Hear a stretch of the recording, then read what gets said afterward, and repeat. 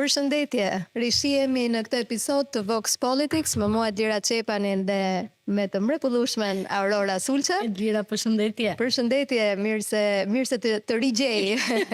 Mirë se të rigjejmë në Vox Politics edhe në fakt e kemi nisur këtë podcast si me një synim për të dëgjuar pak më shumë lidhje me vajzat dhe me gratë në politikë, sepse nga të gjitha studimet na rezulton që një nga barrierat kryesore që vajzat dhe gratë kanë në politikë është pikërisht aksesi në media. Dhe nëse vini re, kanë shumë më pak akses në media vajzat dhe gratë e politikës sa burrat dhe djemtë. Dhe në fakt, mbas statistikave, në vitin 2023 në zgjedhjet vendore, vetëm 11% të kohës që kanë marrë kandidatët, e kanë marrë vajzat dhe gra kandidate, e njëjta gjë në zgjedhjet e ndryshme parlamentare që prej vitit 2013, diku te 14 deri në 16% të kohës që marrin kandidatët e marrin vajzat dhe gratë kandidatët, të gjithë pjesën tjetër e kanë burrat dhe djemt kandidat, dhe kjo ndodh fatkeqësisht edhe gjatë kohës që nuk ka zgjedhje dhe politikë në Shqipëri.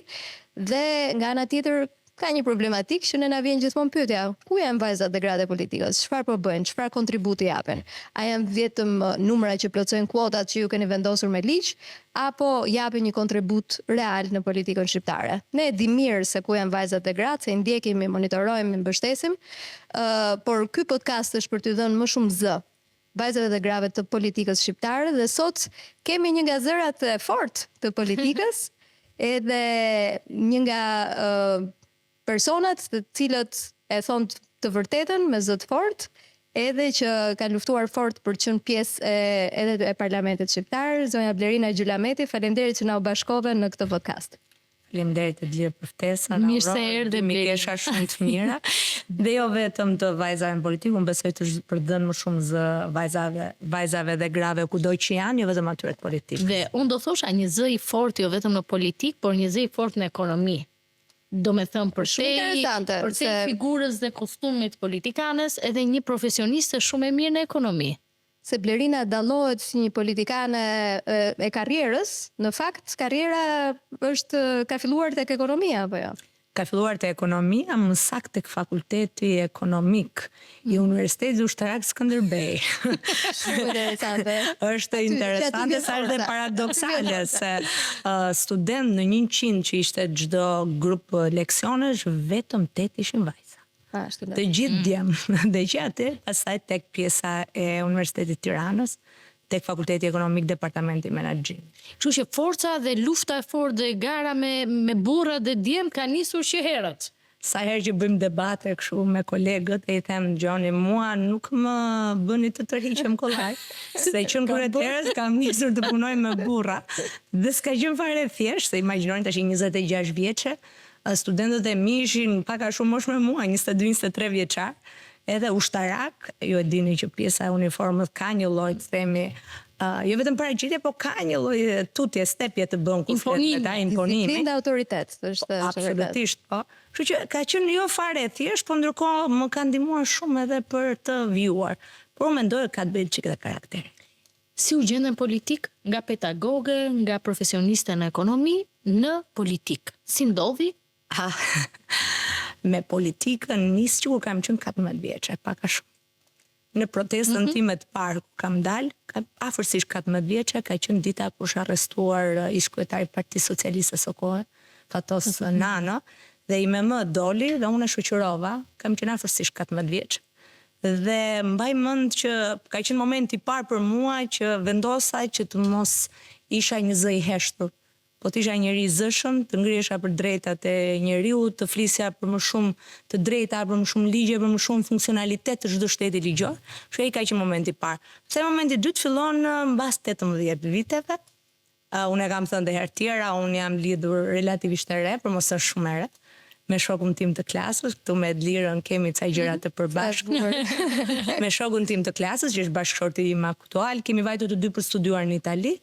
Dhe nëna e tij ishte përsëri në Partinë Socialiste, kështu që një tjetër Natasha, sa unë i them në emër se kam shumë shoqe se sa vjet, ka qenë tjetër shtys për mua për të hyrë në politikë. Ajo ka qenë, si më thën, pjesa shumë e fortë në familjen e tij që këmbguli që unë të isha pjesë e Partisë Socialiste. Kështu që të gjitha nga atje është shumë e lezetshme, nga atje që kur unë e vogël fare, këmbgulte që ne të vinim sa herë që kishte diçka në Shqipëri që nuk funksiononte. Kështu që ne kemi qenë student, ndërkohë vinim në Shqipëri për problematikat ndryshme. Për të votuar po edhe për problematikat. Jo që në atë kohë keni qenë le të themi përfaqësuesit, aktivist po përfaqësues nëse do t'ju konsideroja diaspor për faktin se jetoni jashtë, keni qenë diaspora ideale që atëherë.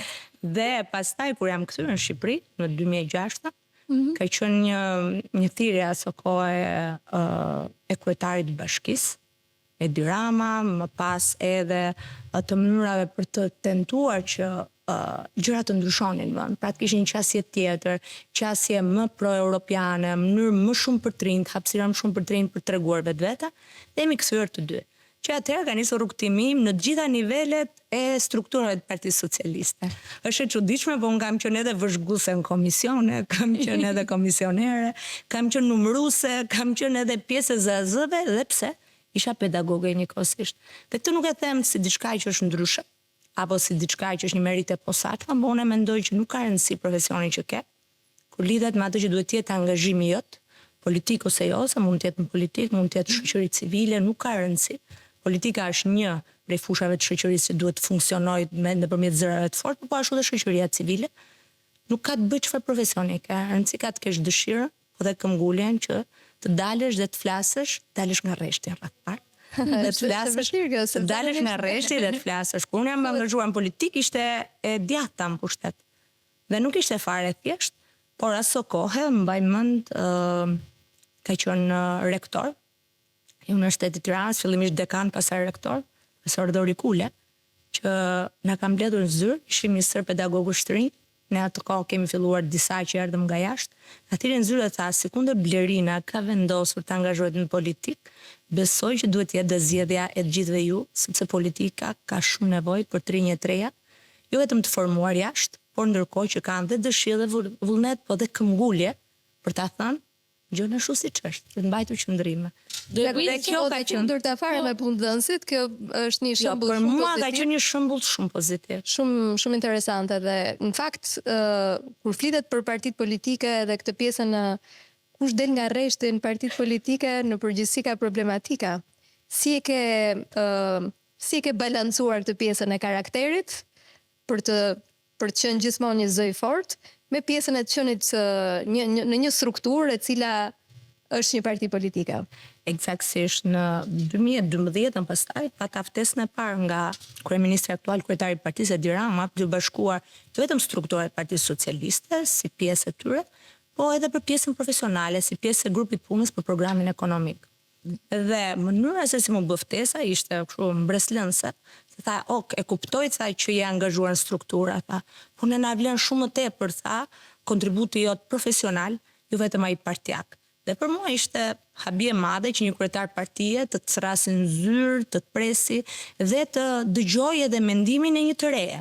Një personi që nuk ishte ai që njohur strukturat e partisë, kështu që ishte dera e parë e hapur, dhe aty unë besoj jo vetëm dera e vetme dhe mbështetjen që pata më pas për të qenë pjesë e strukturave apo më saktë grupit punës për programin ekonomik Partisë Socialiste. Dhe jo vetëm që më kanë dëgjuar, pse të japin atë idenë që nuk dëgjohesh. Mund të jetë ajo hija e rëndë kur ti shkon në një zyrë dhe njerëzit që kanë shumë eksperiencë politikë. Gjithmonë, gjithë institucionet. Por ndërkohë kur kupton që jo vetëm është i mirëpritur kontributi, mendimi, por edhe mendimi ndryshe. Kjo pastaj vlen shumë. Unë jam nga ato që e kam thënë mendimin tim gjithmonë. Jo gjithmonë është mirëpritur, po ama unë besoj që në politikë ajo që ka rëndësi është që sa herë që bie të kesh guximin për të ngritur dhe kërcimi bëhet edhe më i lartë. Kur je rrëzuar një herë dhe dy herë, sepse do llogarisësh çdo herë tjetër, se si mund të ecësh para. Zakonisht 2013 ka qenë në opozit, atëherë Partia Socialiste, dhe kur je në opozit, padyshim që ke qasjen ti je më i hapur në mendimet kundër për të përfshirë më të mirën e për të marrë më të mirën.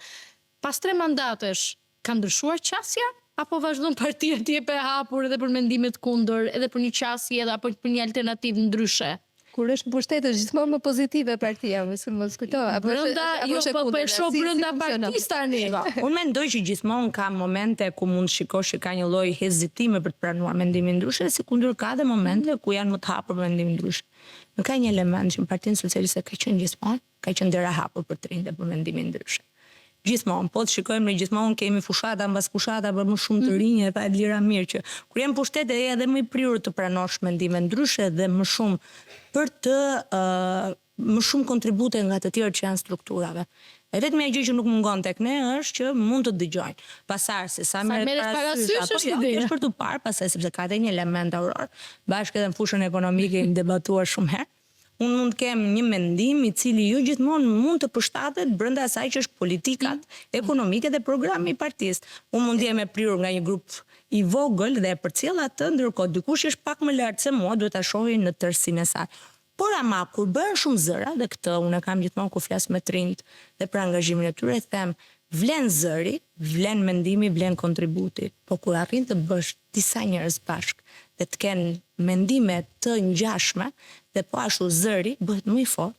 Edhe ndërkohë ulesh me të tjera kushte në tavolinë do të dëgjojnë, edhe pse mund ta kenë mendimin ndryshe. Kështu që po ashtu si politik po kudo besoj. Kur arrin të bësh njerëzit bashkë dhe të përcjellësh mendime të cilat i vlejnë të së tërës, më mendoj që po.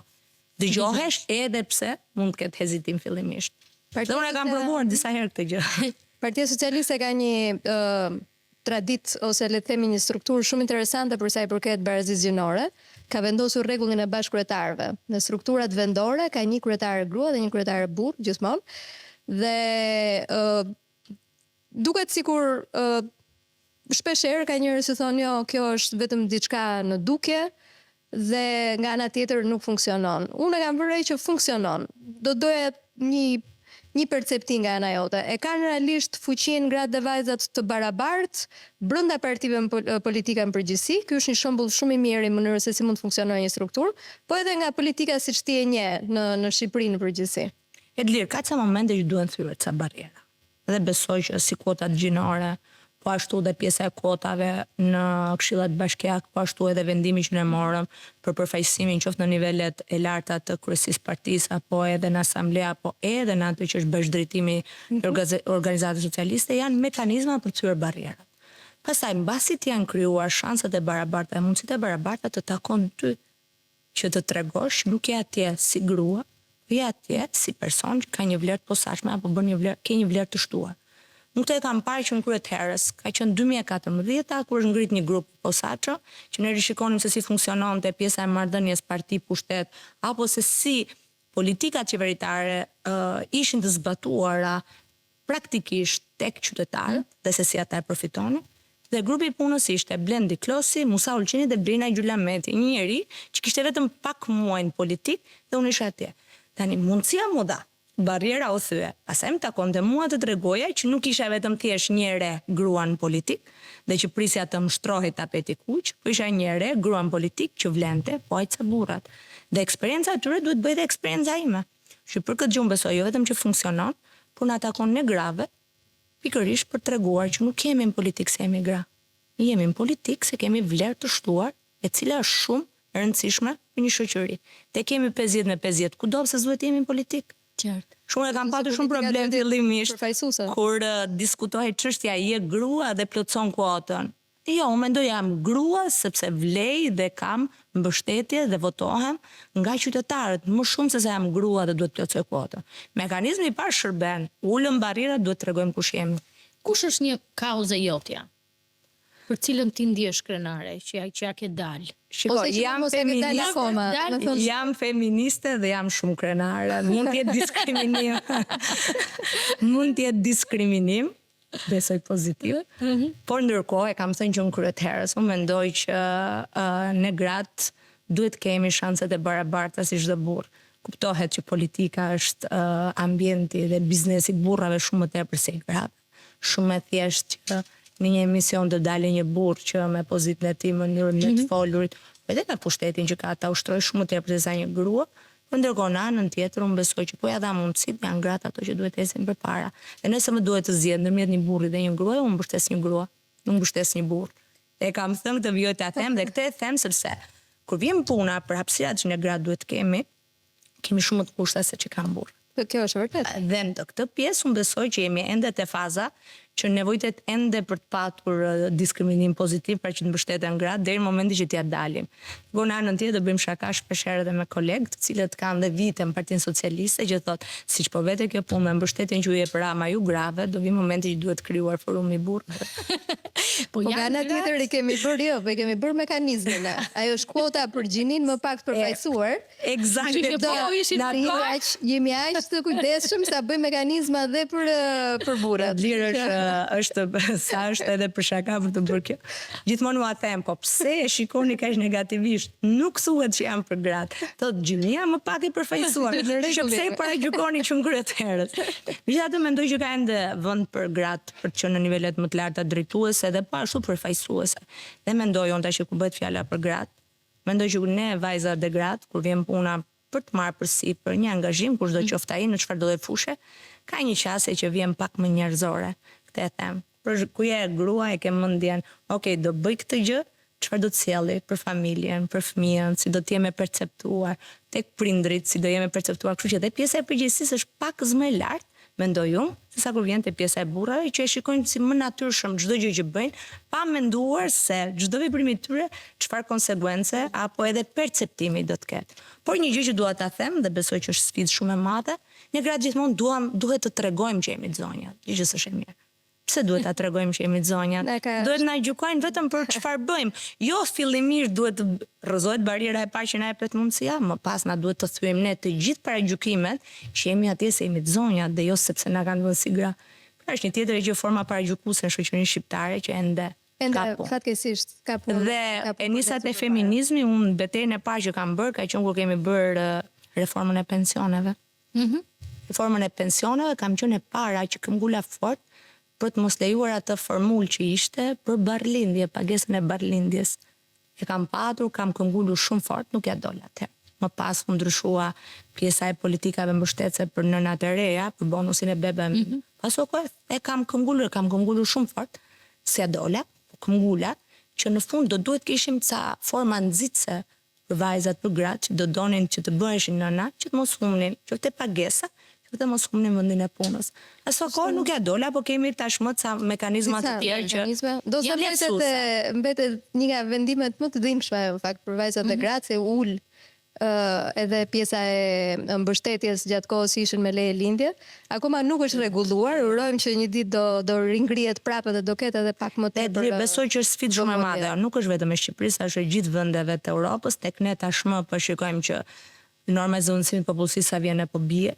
Kështu që nëse dikur ne kishim 2 fëmijë për çdo nën, sot jemi shumë më poshtë. Që mendoj që duhet ende të diskutojmë politika sociale, të cilat janë në mbështetje të vajzave të reja që duhen të bëhen nëna, sepse në fund në momentin që i mbështet qoftë financiarisht, por po ashtu edhe me kushte lehtësuese të tjera për ruajtjen e vendit punës e më tutje, i nxit që të kem fëmijë. Dhe kjo nuk është një përfitim vetëm i sot, pa është çfarë do të vijë nesër. Përfitimi i shoqërisë na atë gjatë. Bëhen zgjedhjet në 11 maj, fiton Partia Socialiste, kryeministri Rama vendos sot do të jap vendin tim një gruaje, vendos Blerina Gjylametin. Cila do të ishte gjëja e parë që do të bëje si kryeministre, vendimi i parë që do të merrja? Unë mendoj që reforma e pensioneve dhe pjesa që thash pak më parë, reforma e herëve e pjesa e pagesave të barrlindjes. Mendoj që këtu duhet bëjmë shumë. Te familjet e reja dhe te pensionistët mendoj që janë 2 pikat më të forta që ne duhet fokusohemi. E para reforma pensioneve, mendoj që aty duhet rishikojmë edhe një herë gjithë mënyrën e trajtimit të gjithë atyre që kanë dalë para reformës, pra para 2015-s, se ka një diferencë shumë të madhe ndërmjet atyre që kanë dalë para dhe pas 2015-s, dhe besoj që për te gjithë pjesës politikave të papërgjithshme ndër vite që kanë qenë edhe nga fakti që duke mos qenë një treg i formalizuar edhe kontributet nuk janë derdhur dhe sot e kemi atë lloj plage, por ne i detyrohemi në fund të ditës, nëse kemi bërë një gjë të gabuar, si politik, klas politike, nuk flas si socialist, flas ndër vite. Pjesa, jo, po flas që nga 2013 e këtej filloi formalizimi, por ato boshllëqet krijuar duan vite që të mbushen. Mendoj që aty duhet rishikojmë, se duhet shumë më tepër jetë dinjitoze, pavarësisht çfarë kemi bërë, duhet shumë më tepër jetë dinjitoze për ata të cilët kanë kontribuar në vite në Shqipëri, edhe pse është sfidë jo shqiptare, është sfidë europiane, kjo e pensione, ndërkohë në anën tjetër unë besoj që tek nënat aty duhet punojmë shumë fort që të arrijmë që të nxisim edhe një herë lindjet në vend, sa aty kemi plagë tjetër më të madhe që do t'i japi rezultatet negative mbas sa viteve edhe te skema e pension. Cili është problemi kryesor që do të vlerësojë në ekonominë shqiptare? Keni 3 mandate si forcë politike, por nga ana tjetër ti je ekonomiste. Do të thotë ishe gjëra dhe si profesionista. Kush është problemi i parë, më i madh? Unë besoj që duhet të punojmë ende te lufta ndaj informalitetit. Nëse kemi bërë shumë për sa i përket reformave strukturore në ekonomi, në anën tjetër duhet vijuar të bërë luftë edhe më e madhe nga administrata tatimore doganore te pjesa ndaj informalitetit. Mendoj që duhet punuar ende në atë fushë.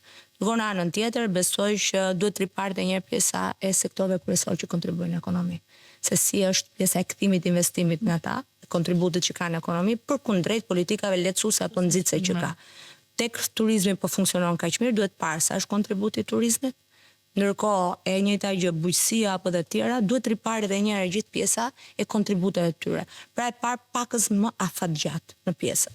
Kurse për pjesën tjetër gjë që më bën të ndihem shumë mirë është që rikthimi i të rinjve me hapjen e bizneseve të vogla, startupeve, ajo është shumë pozitive, është lajm i mirë. Tërë Europën është po funksionon dhe është lajm shumë i mirë. Ekonomia po ecën mirë, por nëse rishikohet në pjesën afatgjate, pjesa e informalitetit, unë mendoj që ja dalim në këtë pjesë. Dhe kjo pastaj lidhet me gjithë elementet tjerë, me skemat sociale, të mbështetjes sociale, me pjesën e pensionit, pra gjitha ato politika sociale që kemi në programin ekonomik Partisë Socialiste, mendoj që bëhen të mundura nëse lufta ndaj informalitetit është edhe më e thellë nga ç'është sot. Frymëzon politika? Politika frymëzon si kundër dhe largon. Them diçka gjithmonë me timbir. Sot është 16 vjeç e gjysmë, tek shef se çfarë ndodh kur ndizet ekrani në parlament apo edhe në për studio televizive ku përballen të ndryshëm. Dhe është ajo pjesa për çfarë ziheni, thotë vetëm bërtisni, çfarë ndodh, ndërkohë në anën tjetër si ka mundësi që hyni te pjesa personale, thotë te fyerje dhe jo tek ajo çfarë keni bërë mirë apo keq. Dhe kjo bën ajo që duhet i shpjegosh një 16 vjeç e gjysmë se çfarë është politika. Ndërkohë duhet i shpjegosh edhe në njëjtën kohë se përse nëna duhet gjykuar si grua dhe jo si deputete. Sepse shpesh herë të gratë është më lehtë të goditen tek pjesa personale dhe pjesa gjinore sesa tek pjesa e të gjithë performancës tyre në punën që kanë. Dhe i largon këto. Po ndërkohë në anën tjetër, kur i shpjegon nga kemi nisur dhe ku jemi dhe sa gjëra të bukura ke bërë, aty kupton që politika frymëzon. Dhe unë mendoj që në politikë janë bashkuar jo tek pjesa për të përfituar, po tek pjesa për kontribuar. E kam patur këtë pjesën e vokacionit tek pjesa e mësimdhënies, dhe kur më pyesin pse nga mësimdhënia në politikë, unë mendoj tek mësimdhënia ndikoi te një grup i vogël. Tek politika ndikon te një grup më i madh. Dhe të punuarit me njerëzit unë mendoj që është diçka që mua më ka përmbushur gjithmonë dhe vjen më përmbushur. Pse jam politik, si jam politik, unë prap pjesë e shoqërisë prap pjesë e shoqërisë civile. Do të jem, ai s'ka diskutim fare, e kam treguar. Derisa që dalë në protestë 14 vjeç. E kam treguar, nuk tërhiqem. Pas kam pas kolege dhe e lirë ka edhe një gjë në shtëpi kur diskutojmë nga njerë, siç mërzitemi tërë, ka momente që të rrëzojnë, ndjesh keq thua po mua ç'më duhet, pse dhe fillon me veten apo dhe me familjarët. Dhe më thot bashkët, më thot po mirë, thot ti ç'u mërzit. Po ti nuk jeton dot po spunove me njerëz. Te sheshit. E ket kote, e ket tani për një moment, pastaj nesër do vjesh prap. Jo realisht nuk ka kënaqësi më të madhe kur shikon që ato premtime ose ato angazhime që ke marrë, se nganjëherë premtimi është fjalë që se si jep një lloj konotacioni jo të mirë, jo pozitiv. Angazhime që ke marrë dhe shef se sa gjëra ke ndryshuar, është frymëzimi më i madh, jo vetëm për vete, për çdo kënd tjetër. Dhe një gjë që më ka kënaqur shumë ditë e fundit, që kam disa të rinj të reja në njësi që janë bashkangjitur, që kur i dëgjon të mbushin plot e për plot, kanë një energji, e kanë vizion, e duan për veten e tyre, pavarësisht se ne në politik, duke hequr dorë nga kahet këtej apo andej, tentojmë shumë që ta bëjmë politikën të errët, të zezë, si të keqen e vendit, ndërkohë jo, nuk është kështu. Ta kanë vizionin e tyre dhe atë në tjetër, dhe është e mirë që është bërë gabim ndër vite, domethënë anatemimi i njerëz palë me palën tjetër ka bërë që politika duket jo e bukur.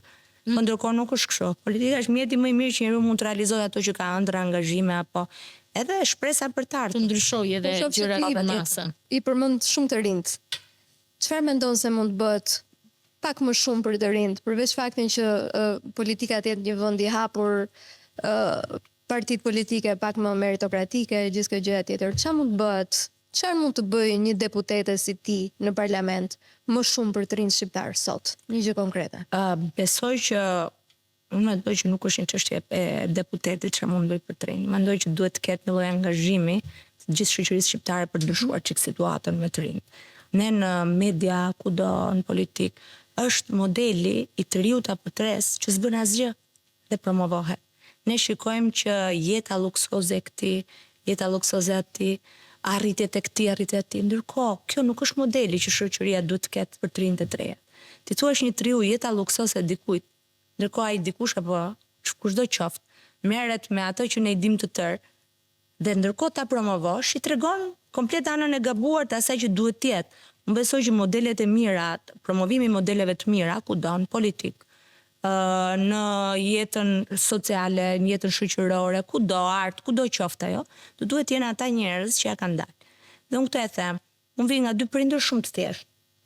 I mat ka qenë oficer, i me më ka qenë ekonomiste repart ushtarak. Dhe ja ku jam sot, nuk kam qenë dikush që më kanë mbështetur, jam i biri këtij apo i biri asaj, më kanë hapur dyert, kam arritur të shkollohem, me shumë mundim, po kam arritur. Kam hyrë të kem të jem pedagoge, vazhdoj të jem akoma, nga atje mu dha mundësia të jem politik, ja ku jam. Pra, besoj që si vetja, të duhet ka jemi shumë modele të tjera, shumë të mira dhe se mua vetë, të arritje. Ne kemi të rinje të reja në përbot që kanë bërë shumë sukses, po pse mos punojmë që ti promovojmë ato suksese? Pra ato do duhet të jetë pak më tepër. Dhe besoj që në politikë ajo gjë që duhet bërë pakës më shumë, siç ka nisur me startup, do duhet pak më tepër. Të rinjve t'ju tregojmë që mund t'ja dalin edhe këtu. Shumë më tepër se që mund t'ja dalin duke shkuar diku jashtë, që sfidat janë më të mëdha. Ne që kemi qenë, e kemi provuar, nuk është e thjeshtë të çash në përbot. Thonë ajo shpreha e bukur e moshave të mëdha, por që ndërkohë është dhe jona aktuale. Më mirë i pari fshatit se i fundit i qytetit. Ne jemi një fshat, ishim një fshat, sot jemi një qytet, jemi bërë një kryeqytet, një metropol, që sot e shikojmë dhe komplet ndryshe. Sot na klikojnë, kur klikojnë Shqipëri, nuk është më një vend ku është, nuk është më një vend ekzotik i çfarë bote, i botës tretë, është një vend që është mes Europës dhe na njohin. Atëherë pse mos e ndërtojmë këtu vendin tonë ashtu siç duhet? Dhe këtu duhet edhe mbështetja e politikës. Duhet patjetër politika, sidomos. Sidomos kryesorja. Ne jemi shtysa, po ju jeni vota edhe jeni vendimarrësit. Ne kemi sy tek ju. Kështu që shpresojmë që edhe për të rinjt, edhe për gratë do të ketë më shumë politika mbështetëse, po edhe për sipërmarrje nga ana tjetër se e ka me Raka Aurora. Shumë. Është motori kryesor, domethënë në ekonomi. Po patë një biznes shëndetshëm, ke një ekonomi të shëndetshme, ke një buxhet të shëndetshëm, ka mundësi politika të bëjë më shumë. Gjithçka, prandaj thash ka politika mundësi të bëjë më shumë. Edhe një gjë që lirë duhet ta them, sa herë diskutojmë për gratë, ne diskutojmë për gratë të Tiranës. Ne diskutojmë për gratë rreth e përqark Tiranës apo qytete. Siç ka nisur me ca programe që ju ndiqni, që janë mbështetje. Kur flitet për gratë nuk duhet folur vetëm për gratë këtu, duhet folur për ato gratë që janë në rrethinat e Dibrës, në rrethinat e Malësisë Madhe, në rrethinat e Pogradecit, Mokrës, kudo. Pra për të mbështetur që jetën e tyre ta krijojnë aty ku janë, me fëmijët e tyre. Dhe kjo pasaj është pikërisht nëpërmjet ca politikave tjera, qoftë sociale, por edhe bashkëpunimi me organizata të ndryshme, që të bësh të mundur që ato të kenë të ardhurat e tyre, sepse unë mendoj që çdo lloj politike sociale të marrësh, po sa rritet që të fuqizosh ekonomikisht, gruaja nuk mund të jetë kur e pavarur, po ndërkohë të ketë zërin e saj kudo në shoqëri. Është e vërtetë dhe një nga, në fakt, e kemi diskutuar edhe në podcast, një nga problematikat është edhe te pjesa e pronësisë, grave dhe vajza rurale, te pjesa e mungesës së pensioneve, kur ato janë të vetpunësuara, mbjellin tokën e tyre, e tjerë, dhe këto po ja u lëm si detyrë. Ka nisur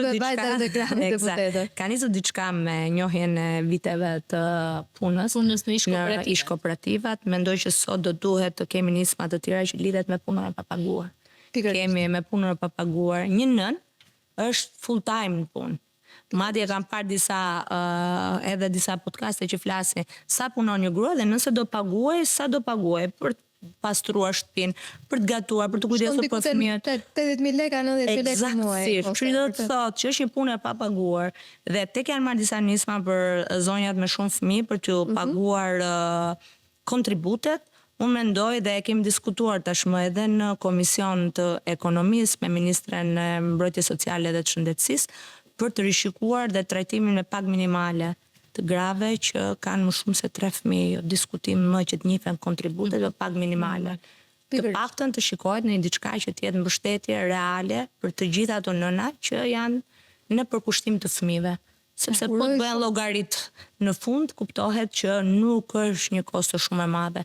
Uroj shumë që kjo të ndodhi, sepse në fakt edhe në praktikat më të mira edhe të vendeve ndryshme të botës, pjesa e mbështetjes së fëmijëve, të çdo fëmije në fakt brenda familjes, është një pjesë e cila është mbështetje edhe për atë që folëm pak më përpara për lindshmërinë, edhe për fuqizimin e familjes, po edhe për fuqizimin direkt të vajzave dhe grave të cilat kanë peshën më të madhe. Berina iku shumë shpejt koha e jon bashk. Unë falenderoj shumë dhe do doja që me një mesazh të fundit ta mbyllnim këtë bisedë shumë të këndshme në fakt. Kjo pjesë e fundit. Ti je vajzë, mendoj që është fat. Dhe jo vetëm se është fat. Ka vajza botën ka. Po e kanë, jo vetëm se është fat. Unë kam 2 djem. Po, kur bëhet fjalë te vajzat, e kam një dobësi pak më zveçante dhe kur flas me djalin tim të madh, se i vogël është pakës më ndryshe, po prap flas, është në momentin që një vajzë trajtohet siç duhet, siç duhet të jetë, si gjysma më e mirë çdo shtëpie, ja del edhe në shumë gjëra të tjera, sepse rritet me vetbesim. Dhe kur rritet me vetbesim, pastaj edhe ato barriera që krijojnë vetvetiu në shoqëri si e jona, që nuk është nga më të hapurat e mundshme, besoj që ja del. Ndërkohë në anën tjetër besoj që sa më shumë vajza e gratë kemi në politikë, por jo vetëm, aq më shumë do të dëgjohet zëri dhe atyre vajzave që përmendëm pak më parë, që janë në distanca më të largëta, dhe zën nuk kanë, por që kanë mundësinë që nëpërmjet atyre që janë të angazhuar zëri tyre dëgjohej. Dhe kështu besoj që edhe me zonjat kur bëjmë diskutime dhe koleget e mia, them që ne nuk duhet merremi me njëra tjetrën, ne duhet merremi me burrat për jo t'ju treguar, po për të ndarë dhe bashkëndar, atë si kundër shoqëria dhe Zoti e ka bërë, grua dhe burr, që duhet jemi kudo. Që në këtë pjesë mundësitë duhet jenë të barabarta, shanset barabarta, ndërkohë vajzat kanë sfidën që të flasin edhe për një vajzë tjetër. Shumë faleminderit Berin, faleminderit Aurora. Një nga mesazhet kryesore që morëm sot është pikërisht fuqizimi i vërtet fillon nga fuqizimi ekonomik. Dhe të gjitha nismat që fuqizojnë vajzat dhe gratë nuk fuqizojnë vetëm ato, por të gjithë shoqërinë, jo vetëm atë të së tashmes, por edhe shoqërinë e së ardhmes. Faleminderit që e ndoqët këtë podcast sërish me ne. Është gjithmonë kënaqësi që të flasim me vajzat dhe gratë politikës, të cilat kanë mesazhe shumë të bukura për dhënë, por kanë edhe një kontribut të gjatë dhe të vazhdueshëm për të qenë zëri i atyre që nuk kanë zë. Faleminderit, nga unë Edlira Çepani, Aurora Sulçe, Blerina Gjulameti. Mirupafshim dhe shihemi në episodin e radhës të Vox Politics. Mirupafshim.